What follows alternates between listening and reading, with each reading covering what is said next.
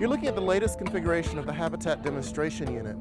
This year we've got it configured as the Deep Space Habitat. We have the ability to reconfigure this module to represent different types of long-duration human habitats, homes, and laboratories for people to live and work in space.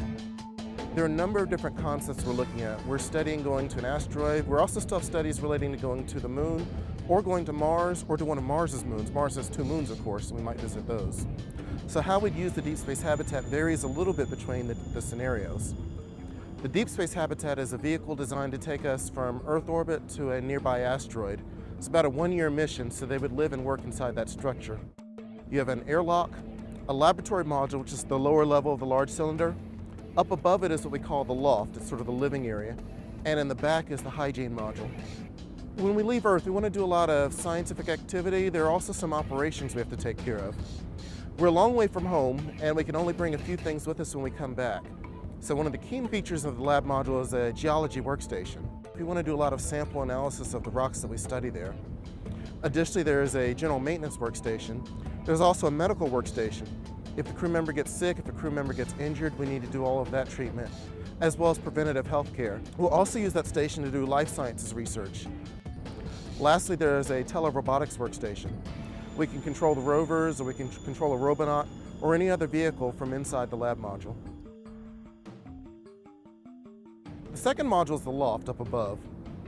We developed that because we realized if people are going to be living for long duration, they can't just stay in the rovers. They need a place to come and sleep, eat, take care of the basic daily needs. So that module contains a number of different work areas.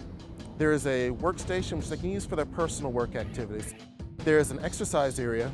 Every day they're going to have to spend about an hour exercising to prevent their bodies from deconditioning. There's a galley and meal dining area. That's where they'll cook their foods, where they'll eat as a group. There's a crew quarters area. The top level of the loft is divided into 4 bunks, so they each have a private area where they could sleep. And we have a little entertainment system in there as well. So in their off-duty times, they can watch a movie or do something else to pass the time. There's a plant growth chamber in there. Now that's not for the food they're going to eat. We don't have any experience with growing food in space, so we want to start experimenting and learning from it. You grow plants in that chamber, you can test how they respond to different lighting conditions. We can vary other environmental conditions in that area and see how the plants respond. And as we learn from that, eventually we would carry dedicated plant growth modules and wouldn't need to ship food from Earth. The hygiene module is basically our space bathroom, as well as our utility closet for all of our housekeeping items. Of course, if you're in space, you're away from Earth, you're going to need to use the bathroom, you're going to need to shave.